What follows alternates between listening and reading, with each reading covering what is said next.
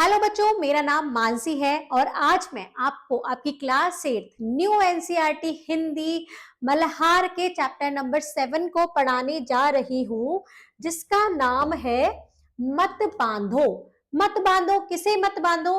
तो यहाँ पर कवित्री हमें बताना चाहती है कि जो सपने हैं उनको मत बांधो, क्योंकि अगर हम सपने देखेंगे तभी तो हम उनको पूरा करेंगे, तभी तो हम उनको पूरा करने की कोशिश करेंगे।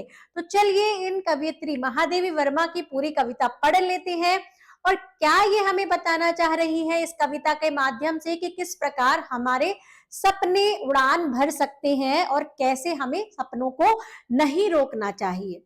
तो पहले हम कविता को पढ़ेंगे, उसके बाद इसका अर्थ समझेंगे। कविता पढ़ लेते हैं यहां से। इन सपनों के पंख न काटो, इन सपनों की गति मत बांधो। सौरभ उड़ जाता है नभ में, फिर वह लौट कहां आता है। बीज धुली में गिर जाता जो, वह नभ में कब उड़ पाता है। अग्नि सदा धरती पर जलती, धूम गगन में मंडराता है। सपनों में दोनों ही गति है, उड़कर आंखों में आता है। इसका आरोहण मत रोको, इसका अवरोहण मत बांधो। मुक्त गगन में विचरण कर यह तारों में फिर मिल जाएगा। मेघों से रंग और किरणों से दीप्ति लिए भू पर आएगा। स्वर्ग बनाने का फिर कोई शिल्प भूमि को सिखलाएगा।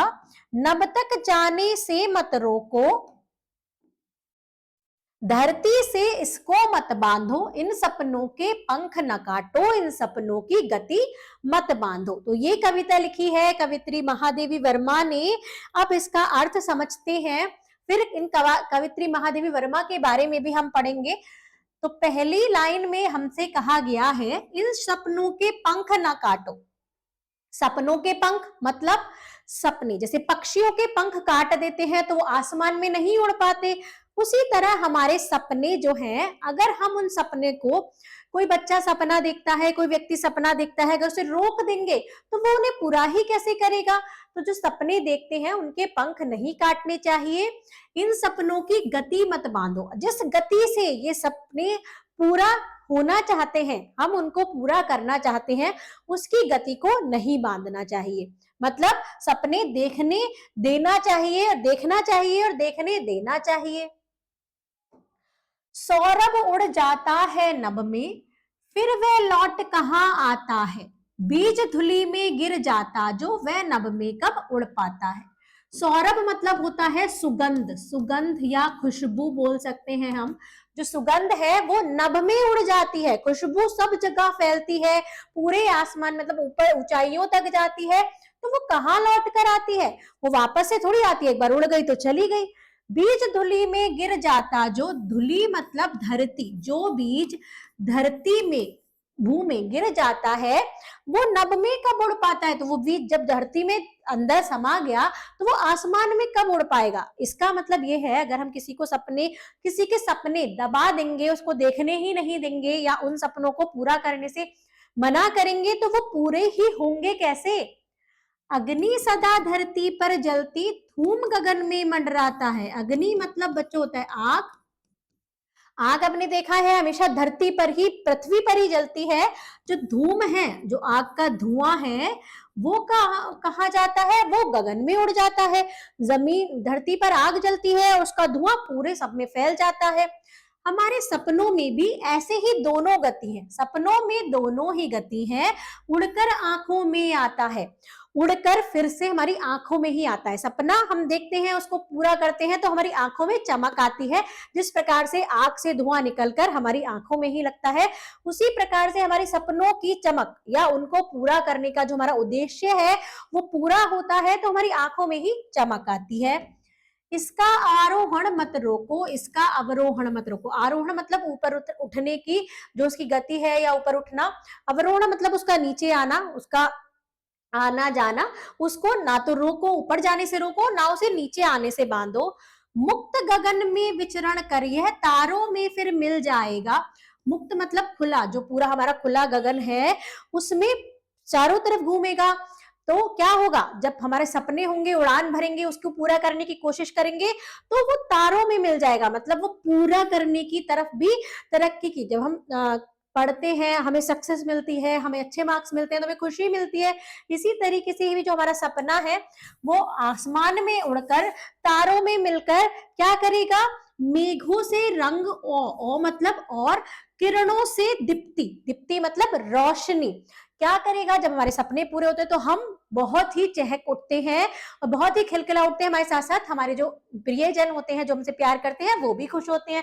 तो उसी तरह से जो हमारे सपने हैं वो मुक्त गगन में उड़कर तारों से मिलेंगे, पूरे होंगे, और उसके बाद मेघों से रंग लाएंगे, किरणों से, सूर्य की किरणों से उजाला लाएंगे, लिए भूमि पर ही, भू मतलब भूमि, पृथ्वी पर ही वापस आते हैं। आगे देखते हैं, स्वर्ग बनाने का फिर कोई शिल्प भूमि को सिखलाएगा। स्वर्ग बनाने का कोई शिल्प मतलब कोई भी कला, कोई भी अच्छी चीज, जब हमारा सपना पूरा होता है तो हमें पता चलता है कि हम किस रास्ते से चल के आए हैं जिससे हमारे सपने पूरे हो सकते हैं। तो ऐसा ही फिर स्वर्ग बन जाएगा। जब हम खुश होते हैं तो जो हमारा आसपास का माहौल होता है वो सब भी अच्छा होने लगता है, तो स्वर्ग बन जाता है। तो ऐसे ही स्वर्ग बनाने का कोई शिल्प भूमि को सिखलाएगा, भूमि को भी ये कला सिखलाएगा। नभ तक जाने से मत रोको, धरती से इसको मत बांधो, इसको, सपनों को उड़ान दो, उड़ान भरने दो, क्योंकि जब तक वो उड़ान नहीं भरेंगे तो पूरे कैसे होंगे, उसे धरती पर मतलब हमारी पृथ्वी पर उसको बांधकर मत रखो। इन सपनों के पंख न काटो, इन सपनों की गति मत बांधो। आखिरी में कवित्री ने वही चीज बोली है कि सपनों के पंख नहीं काटने चाहिए और इनकी गति को नहीं बांधना चाहिए, ताकि ये उड़ान भर पाए और पूरे हो पाए और हमारी धरती को स्वर्ग बना पाए। महादेवी वर्मा द्वारा रचित ये कविता हमें बहुत कुछ सिखा गई कि अगर हम सपने देखेंगे तो उनको पूरा करेंगे, और पूरा करेंगे तो हमें सफलता जरूर मिलेगी।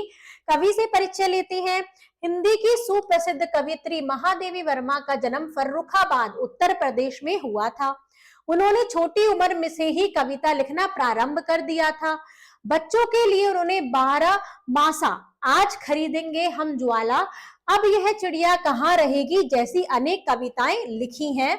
इनके अतिरिक्त उन्होंने भावपूर्ण गद्य, मेरा परिवार, अतीत के चलचित्र, स्मृति की रेखाएं तथा पथ के साथी की भी रचना की। बहुत सारी कविताएं लिखी, बहुत सारे गद्य लिखे। उन्हीं के द्वारा लिखे गद्य के चरित्र पाठकों को याद रह जाने वाले होते हैं। निहार, रश्मि, नीरजा, सांध्य गीत और दीपशिखा उनके चर्चित कविता संग्रह है। उन्हें भारतीय ज्ञानपीठ पुरस्कार से सम्मानित किया गया है। इतनी अच्छी कविता और गद्य लिखने के लिए उन्हें भारतीय ज्ञानपीठ पुरस्कार भी मिला है। बहुमुखी प्रतिभा संपन्न महादेवी वर्मा एक चित्रकार भी थी, मतलब ये इनको कविता और ये लेखिका तो थी और ये एक चित्रकार भी थी। तो यहाँ पर बच्चों आपका चैप्टर होता है कंप्लीट। इस चैप्टर से हमें बहुत कुछ सीखने को मिलता है। सपने देखने को, सपने देखने चाहिए और उन्हें पूरा करने की कोशिश करनी चाहिए, ये सीख मिलती है। अब हम मिलते हैं नेक्स्ट वीडियो में, तब तक के लिए bye bye and thank you.